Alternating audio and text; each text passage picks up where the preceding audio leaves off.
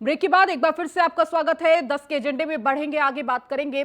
दिल्ली में आज road show करेंगे पीएम मोदी। रोड शो संसद मार्ग से एनडीएमसी कन्वेंशन सेंटर तक होगा। पीएम मोदी का रोड शो दोपहर 3 बजे से होगा शुरू।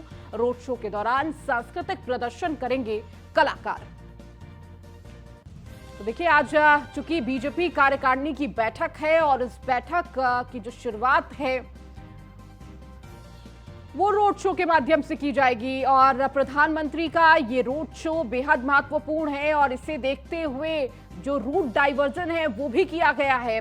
लगातार इस रोड शो को लेकर तैयारियां पूरी कर ली गई है। संसद मार्ग से एनडीएमसी कन्वेंशन सेंटर तक जाएंगे और इस दौरान तमाम राज्यों के कलाकार अपना सांस्कृतिक प्रदर्शन करते हुए नजर आएंगे। रोड शो में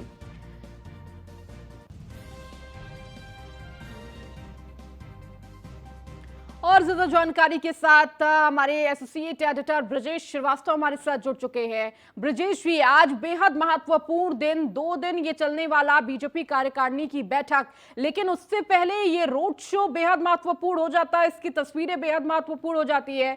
किस तरह से ये पूरा रोड शो तैयार किया गया है, क्या क्या तस्वीरें देखने को मिल सकती हैं?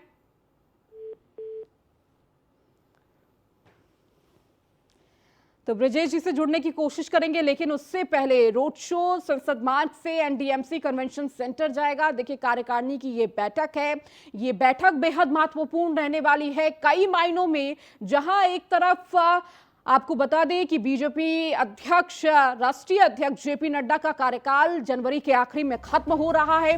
इसको लेकर कहीं ना कहीं चर्चा हो सकती है और उनके कार्यकाल को बढ़ाया जा सकता है क्योंकि चुनाव नजदीक है और 2023 में 9 राज्यों में विधानसभा चुनाव होने हैं, उस पर कहीं ना कहीं रणनीति हो सकती है। इसके साथ ही 2024 लोकसभा चुनाव को लेकर चर्चा की जा सकती है और देखिए, तमाम जो चर्चाएं हैं, क्या रणनीति होगी, इस पर कहीं ना कहीं फोकस होगा। इसके साथ ही G20 सम्मेलन है, इसे लेकर क्या तैयारियां की जा रही हैं और किस तरह सहभागिता करते हुए तमाम जो पदाधिकारी हैं वो नजर आने वाले हैं, इस पर चर्चा हो सकती है। तो तमाम ऐसे मुद्दे जो इस कार्यकारिणी की बैठक में शामिल हो सकते हैं। लेकिन उससे पहले देखिए, पदाधिकारियों की बैठक है। 10 बजे से ये बैठक मानी जा रही थी कि शुरू होगी, जिसके बाद 3 बजे से ये कार्यकारिणी की बैठक शुरू होगी। इस बैठक की शुरुआत प्रधानमंत्री के रोड शो से होगी और इस रोड शो की तैयारियां भी जोरों शोरों से की जा रही है। तमाम कलाकार, सांस्कृतिक कलाकार अपना प्रस्तुति करते हुए नजर आएंगे। दोपहर 3 बजे ये रोड शो शुरू होगा।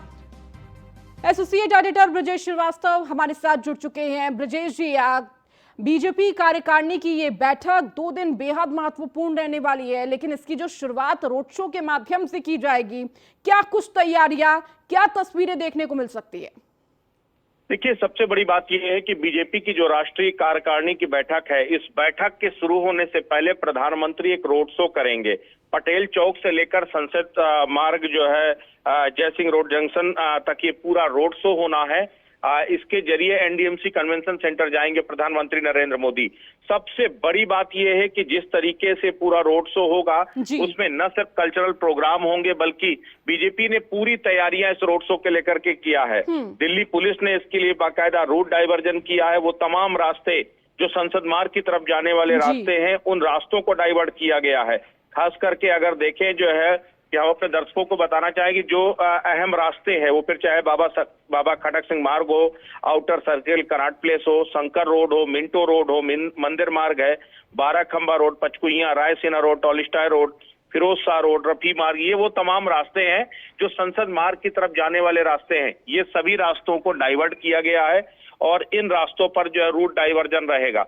तो 3 बजे से पूरा रोड शो शुरू होगा और चूंकि 4 बजे से एनडीएमसी कन्वेंशन सेंटर में पूरी जो है राष्ट्रीय कार्यकारिणी की बैठक शुरू होगी, तो प्रधानमंत्री इस रोड शो के जरिए जो है सीधे कार्यकारिणी की बैठक में पहुंचेंगे और बीजेपी कहीं ना कहीं गुजरात विजय का जो जश्न है उसको मनाने की कोशिश कर रही है।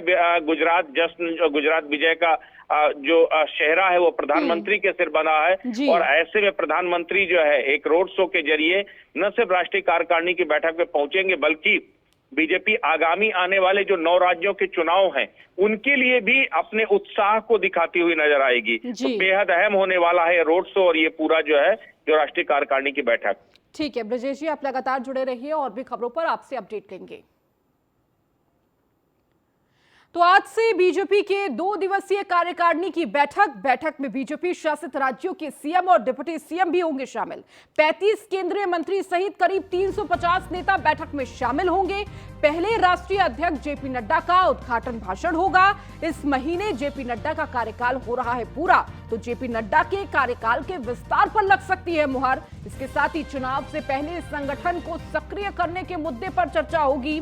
बैठक में राजनीतिक, आर्थिक और सामाजिक प्रस्ताव होंगे पारित। इसके साथ ही कल पीएम मोदी के संबोधन से कार्यकारिणी की बैठक की समाप्ति होगी। तो 16 और 17 तारीख बेहद महत्वपूर्ण बीजेपी की यह कार्यकारिणी की बैठक, और इसकी शुरुआत देखिए रोड शो के माध्यम से की जा रही है। कहीं ना कहीं एक बड़ा संदेश देने का प्रयास इस रोड शो के माध्यम से, लेकिन उससे भी महत्वपूर्ण इस बैठक की जो शुरुआत होगी, सबसे पहले राष्ट्रीय अध्यक्ष जेपी नड्डा के भाषण से इसकी शुरुआत की जाएगी। उसके बाद इस बैठक में तमाम उन मुद्दों पर चर्चा की जाएगी, क्योंकि देखिए विधानसभा चुनाव भी है 9 राज्यों में, लोकसभा चुनाव भी है 2024, और इसको लेकर कहीं ना कहीं मिशन 2024 को लेकर तमाम तैयारियां बीजेपी कर रही है।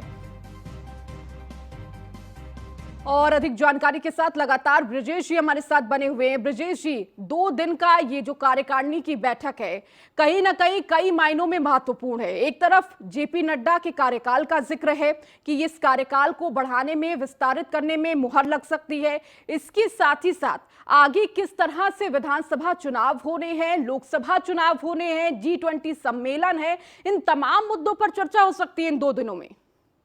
देखिए, राष्ट्रीय कार्यकारिणी की जो बैठक है वो दरअसल बीजेपी की फॉरवर्ड प्लानिंग होती है, फॉरवर्ड स्ट्रेटेजी होती है, किस स्ट्रेटेजी के साथ आगे बीजेपी को जाना है।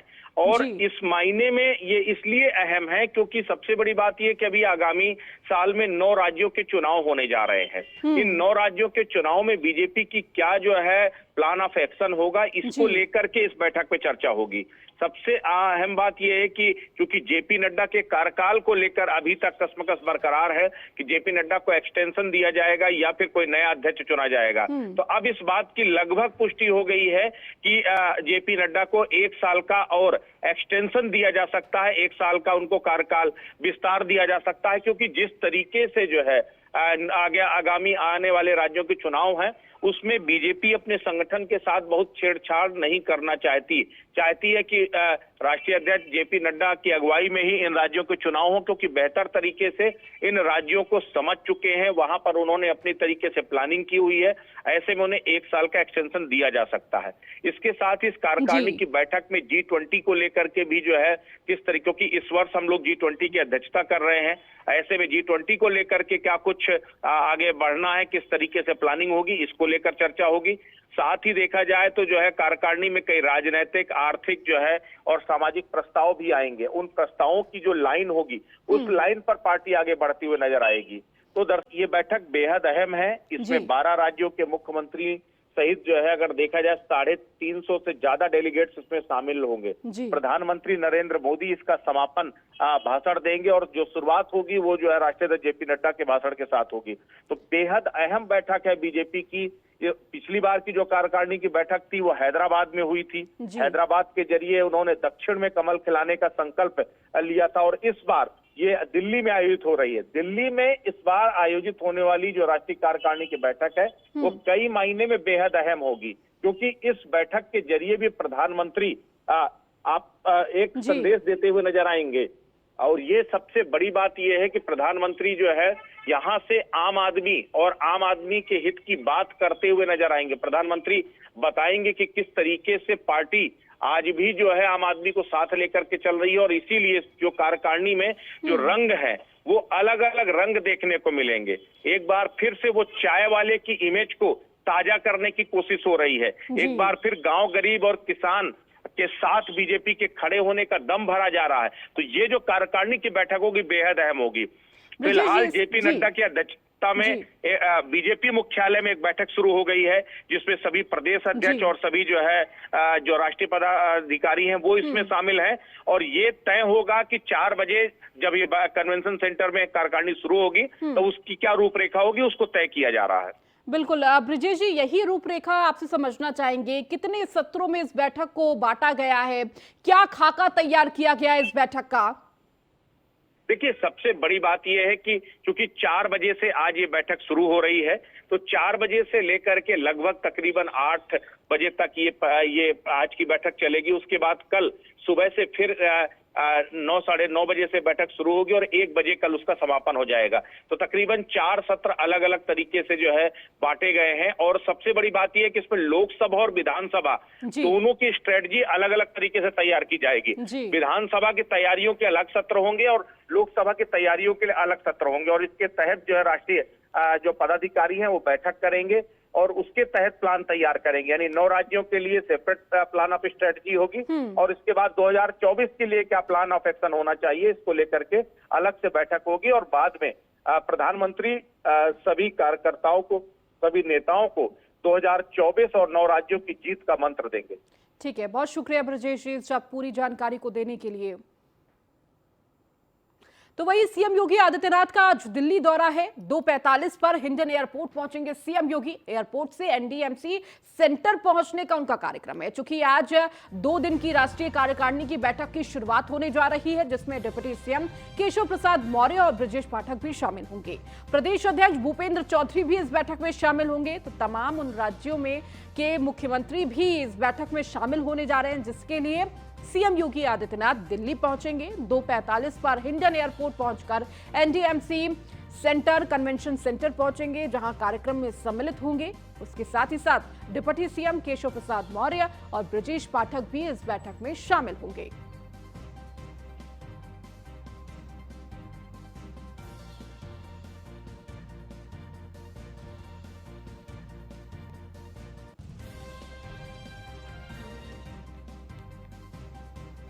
और अधिक जानकारी के साथ मनीष मिश्रा हमारे संवाददाता हमारे साथ जुड़ चुके हैं। मनीष, देखिए, चूंकि दिल्ली में 2 दिवसीय कार्यकारिणी की बैठक है, जिसमें तमाम राज्यों के मुख्यमंत्री शामिल होंगे, जहां जहां बीजेपी की सरकार है, और इसके साथ ही साथ सीएम योगी आदित्यनाथ खुद दिल्ली पहुंच रहे हैं। दोनों डिप्टी सीएम दिल्ली पहुंचेंगे, प्रदेश अध्यक्ष दिल्ली पहुंचेंगे। क्या कार्यक्रम पूरा रहने वाला है? कितने बजे लखनऊ से रवाना होने वाले हैं? देखिए, आपको बता दूं, बहुत अहमियत है ये 2 दिन का जो मंथन है राष्ट्रीय कार्यकारिणी का।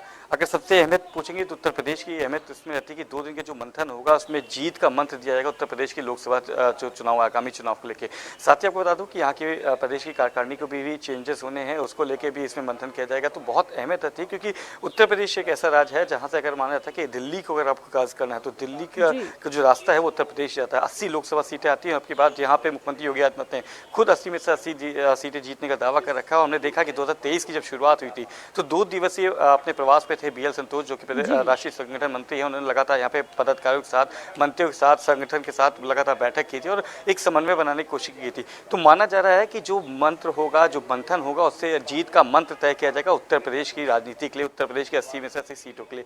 जिससे कि यहाँ के समीकरण है, सबसे अहमियत रहती है कि यहाँ की क्षेत्रीय और जाति समीकरण को देखते हो, जिससे से अभी ओबीसी को लेकर हमने देखा था, निकाय चुनाव को लेकर कितना विपक्ष ने कितना ज्यादा रुख अपना तेवर किया था। साथ ही साथ कांग्रेस भी अपने आप को मजबूत करने की कोशिश कर रही है भारत जोड़ो यात्रा के तहत, कि जिस तरह से पश्चिमी उत्तर प्रदेश में जहां पे आरएलडी और समाजवादी पार्टी का गठबंधन है, किसान जो आंदोलन हुआ था उसका भी कहीं ना कहीं उसका रैक्स मिलता है। तो किस तरह से जो राजनीति रहेगी, जो पश्चिमी उत्तर प्रदेश के लिए अलग होनी चाहिए, पूर्वांचल के लिए अलग होनी चाहिए, उस तरह की स्ट्रेटेजी पे इस पर तैयार किया जाएगा। साथ ही साथ संगठन को लेकर भी राष्ट्रीय संगठन माना जा रहा है कि जेपी नड्डा का लगभग तय है राष्ट्रीय अध्यक्ष एक बार दोबारा चुना जाना। उसके बाद प्रदेश अध्यक्ष के नए प्रदेश अध्यक्ष बने थे। अभी उनकी कोई नई टीम नहीं है। अभी वो मिड टर्म ही अपना पूरा करेंगे, जो माना जा रहा है जनवरी में उनका मिड टर्म खत्म होगा। स्वतंत्र देव सिंह इसके पहले जो प्रदेश अध्यक्ष है उनका टर्म चला, तो उसको लेके भी कहीं ना कहीं संगठन में जिस तरह से बदलाव होने हैं, किस तरीके से क्षेत्रीय और जो जाति समीकरण है उसको देखते हुए आपको संगठन में बदलाव करने होंगे। माना जा रहा है करीब 30% जो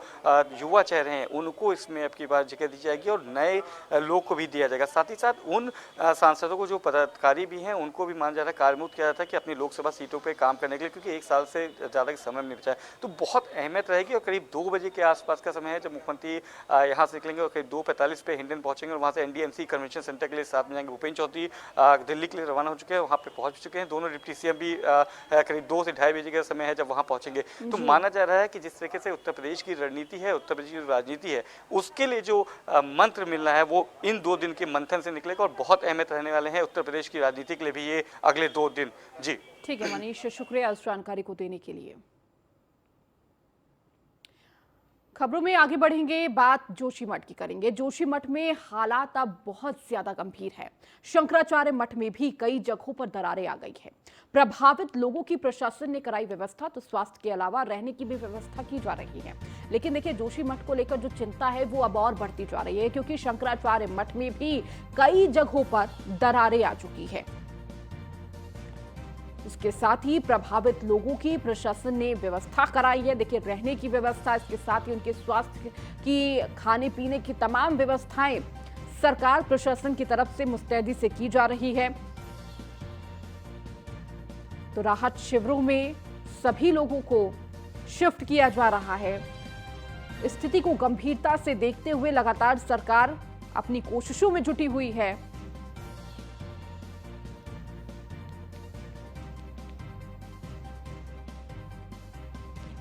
और अधिक जानकारी के साथ हमारे संवाददाता राजेश हमारे साथ जुड़ चुके हैं, हमारे सहयोगी। राजेश, देखिए, जोशीमठ को लेकर जो चिंता है वो और गंभीर होती जा रही है। अब खबर ये भी है कि शंकराचार्य मठ पे भी दरारें दिखने लगी हैं।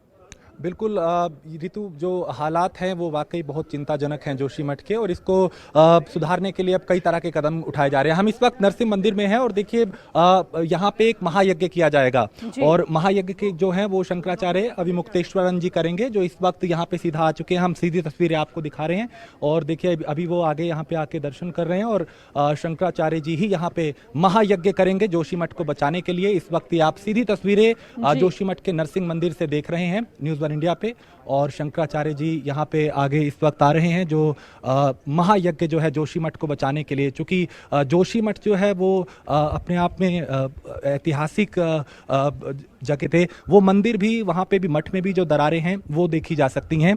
और इसी को बचाने के लिए, जोशीमठ को बचाने के लिए शंकराचार्य जो हैं वो लगातार यहाँ पे सुप्रीम कोर्ट तक भी वो गए हैं, वहाँ पे भी याचिका दायर की और अब महायज्ञ भी कर रहे हैं। उन्होंने ये भी, हमने उनसे बात भी की थी और उन्होंने कहा कि जोशीमठ को बचाने के लिए अब जो नजरिया है, यानी जो धार्मिक कदम जो है वो उठाने होंगे, यज्ञ करने होंगे, साधना करनी होगी, और कई बातें उन्होंने हमसे की थी। हमने उनसे 1-to-1 बात भी की थी। तो ये नरसिंह मंदिर है, इस वक्त हम यहाँ पे मौजूद हैं और यहाँ अब महायज्ञ जो है वो जोशीमठ को बचाने के लिए शुरू हो चुका है। इसके अलावा देखिए, अभी हालात जो है वो चिंताजनक है। कई मकानों में, कई घरों में, कई दुकानों में जो दरारें हैं वो दिन ब दिन बढ़ती जा रही हैं। अब ये संख्या 800 के पार जा चुकी है और अब जोशीमठ को बचाने के लिए ही जो साधु संत हैं वो भी आगे आ चुके हैं और कहीं यज्ञ किया जा रहा है, कहीं पूजन किया जा रहा है, कहीं हवन किया जा रहा है, ताकि जो अभी मुश्किल वक्त में और संकट में जोशीमठ है उससे को उभारा जाए। और यहाँ पे हम आपको दिखाएंगे कि जहाँ पे महायज्ञ इस वक्त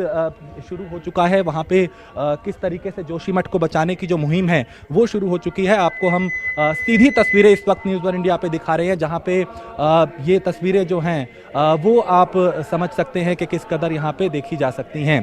तो महायज्ञ जो है वो शुरू हो चुका है और मंत्रोच्चारण के बीच यहाँ पे जोशीमठ को बचाने के लिए जो शंकराचार्य हैं वो भी यहाँ पहुँच चुके हैं। नरसिंह मंदिर, जिसका पौराणिक इतिहास है, 2500 वर्ष पहले कहा जाता है कि यहाँ पे ही शंकराचार्य अपने गुस्से को शांत करने के लिए 10 दिन के लिए यहाँ पे रुके थे और यहीं पे मठ की स्थापना भी की गई, उनका गद्दी स्थल भी है। तो अब देखिए, जो धार्मिक नगरी जो है उसको धर्म के जरिए ही यहाँ पे और धार्मिक कर्म करके ही अब कोशिश की जा रही है कि भगवान इस नुकसान को होने से बचाए, आगे अब तक जो हुआ कम से कम वो आगे ना बढ़े, और जो आपदा की चपेट में इस वक्त जोशीमठ है उससे राहत मिल पाए, लोगों के लिए, लोगों के कल्याण का यहाँ पे लोगों का कल्याण हो पाए। तो देखिए जोशीमठ को बचाने के लिए अब जो साधु संत हैं उन्होंने बीड़ा उठाया है और शंकराचार्य यहाँ पहुंच चुके हैं।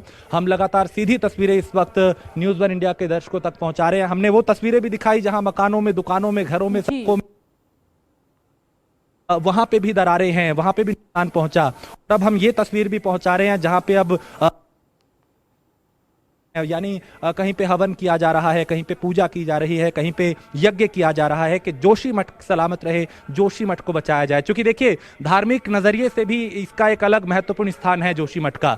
यहाँ पे ठीक है कि पर्यटन के लिहाज से भी है, लेकिन अगर आप देखें तो सबसे पहले जो शंकराचार्य के कदम थे वो इस धरती पे यहाँ पे पड़े थे। और 2500 वर्ष पहले इसी मंदिर में, जहाँ हम नरसिंह मंदिर में जहाँ मौजूद हैं, यहाँ का इतिहास ये कहता है, पौराणिक कथाओं में इस बात का जिक्र है कि 2500 वर्ष पहले यहीं पर शंकराचार्य, जो सबसे पहले शंकराचार्य थे, उन्होंने यहाँ पे कदम रखे थे। और यहीं पे, यहाँ से ऊपर एक कल्प वृक्ष है जहाँ पे उन्होंने साधना करने के लिए वो जाते थे कुछ वक्त के लिए। तो देखिए ये तस्वीरें सीधी आप देख रहे हैं और यहाँ पे अब जो साधु संत हैं वो भी बड़ी संख्या में पहुँचे हैं, पुजारी जो हैं वो हैं, शंकराचार्य जी भी यहाँ पे पहुँच चुके हैं।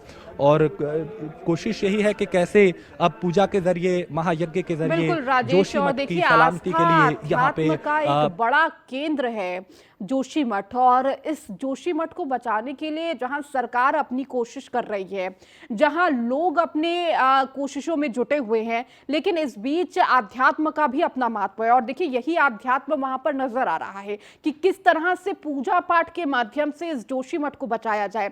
जिस लिए जोशीमठ जाना जाता है, उस जोशीमठ को उसी माध्यम से जोड़ा जाए, उसी माध्यम से बचाया जाए। और इसीलिए शायद इस यज्ञ का सहारा लिया गया। और देखिए मंत्रोच्चारण के साथ इस यज्ञ की शुरुआत हो रही है।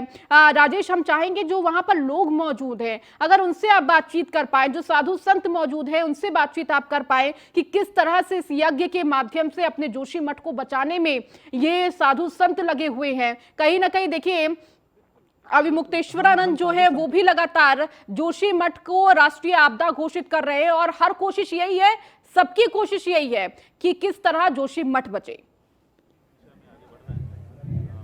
बिल्कुल, देखिए इस वक्त जो शंकराचार्य जी भी हैं वो भी अभी चूंकि अलग अलग मीडिया कर्मियों से भी बात कर रहे हैं, अपनी प्रतिक्रिया दे रहे हैं और महायज्ञ की तैयारी पूरी हो चुकी है।